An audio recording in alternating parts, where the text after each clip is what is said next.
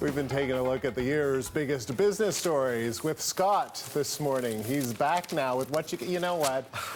There you are wearing a smart, dapper bow tie. Yeah. See, now you look stylish. Yeah. I just ratted you out saying that I wanted to call 911 about the tie you were wearing because it was... And now what? A horror show. And now you look good. And so now people don't even know what I'm talking about. This is the first time I ever worn a bow tie, but I wanted to get away from you hacking on my other green and red ones. It's a little much after a while. A little much, but yeah, you want to do this thing? We're going to do a top 5 looking forward as far as economic surprises potentially coming down the pipe for us, particularly here in Canada. Starting with the regional growth shift in Canada, going from the lower price of oil, of course, so that's Alberta's pain is going to be the East and manufacturing gain with cheap oil helping Ontario and Quebec in particular. This is according to Doug Porter at Bank of Montreal, and that with the U.S.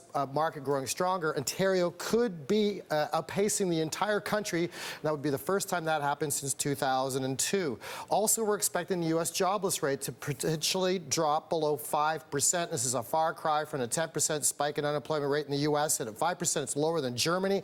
Cheap oil potentially helping the U.S. economy even more, with the result being the U.S. dollar could be the strongest of all world currencies, with the Canadian loonie dropping this year 8%. It could go further, and we could see more weakness with the Bank of Canada mentioning that it does like weaker loonie for cheap exports. Also, with all this in the mix, the U.S. could be the first to raise their interest rates. Bank of Montreal expecting them to raise it 1/4 point 2 times after the second half of 2015. Someone has always got to ruin the party.